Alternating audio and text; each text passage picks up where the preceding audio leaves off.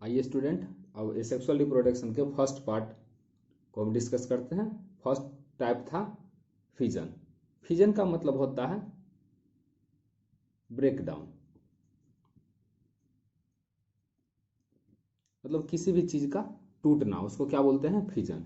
ठीक, first type है binary fission और सेकेंड टाइप है मल्टीपल फिजन। यहाँ बाइनरी फिजन है, बाय का मतलब होता है टू, ओके, एंड फिजन मतलब टूटना।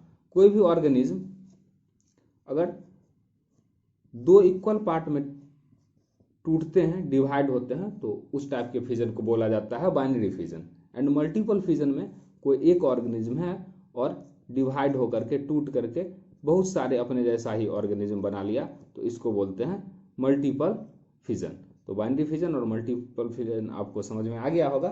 अब देखते हैं बाइनरी फिजन कहाँ होता है? यूनिसेलुलर में। कहाँ होता है बाइनरी फिजन? यूनिसेलुलर में। मैंने आपको पिछले वीडियो में भी बताया था कि एक ही लाइन याद रखना है कि जहाँ जहाँ यूनिसेलुलर वहाँ वहाँ बाइनरी फिजन। यूनिसेलुलर का एग्जांपल याद कीजिए, जैसे अमीबा, पैरामीशियम, इस सब में क्या होगा? बाइनरी फिजन होगा। ओके, अब on the basis of plane of division binary fission are of following type. कुछ टाइप के बाइनरी फिजन होते हैं, उसको हम देखते हैं। सबसे पहला होता है simple binary fission. Simple binary fission.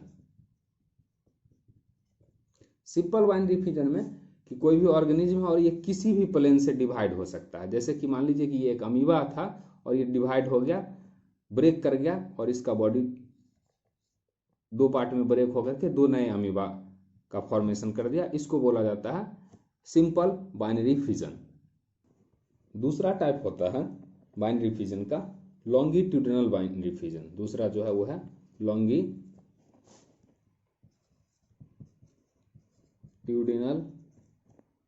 Binary fission. ठीक, लॉन्गिट्यूडिनल बाइनरी फिजन को देखते हैं कैसा होता है। मान लीजिए ये पेरेंट बॉडी है और पेरेंट बॉडी में लॉन्गिट्यूडिनल डिवीजन हो गया और ये दो पार्ट में दो ऑर्गेनिज्म बन गया। इस टाइप के डिवीजन को बोलेंगे लॉन्गिट्यूडिनल बाइनरी फिजन। ओके, अब इसके बाद आता है तीसरा ट्रांसवर्स बाइनरी फिजन। उसमें ऑर्गेनिज्म का बॉडी इस टाइप से डिवाइड होगा, दो नए ऑर्गेनिज्म का फॉर्मेशन होगा, इसको बोलेंगे ट्रांसवर्स बाइनरी फिजन। ओके, ये तीनों ही टाइप जो अभी हम पढ़े हैं, ट्रांसवर्स, लॉन्गिट्यूडिनल और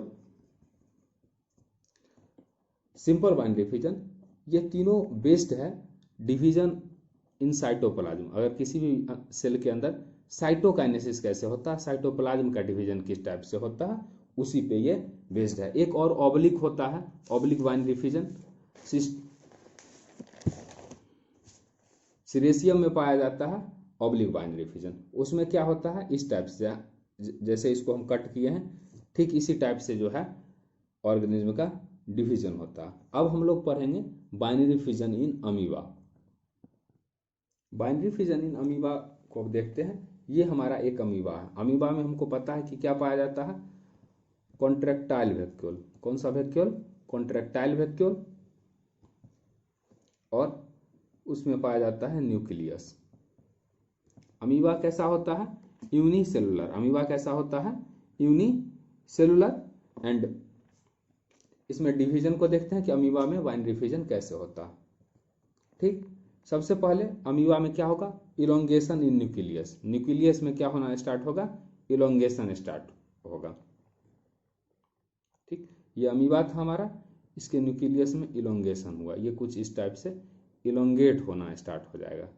ओके स्टूडेंट, ये वैक्यूल एक साइड में शिफ्ट हो जाएगा, फिर धीरे धीरे इसमें साइटोकाइनेसिस भी स्टार्ट हो जाएगा, साथ के साथ ही न्यूक्लियस भी इलोंगेट होकर के इस टाइप से बन जाएगा। नेक्स्ट स्टेप में न्यूक्लियस फुल्ली डिवाइड हो जाएगा।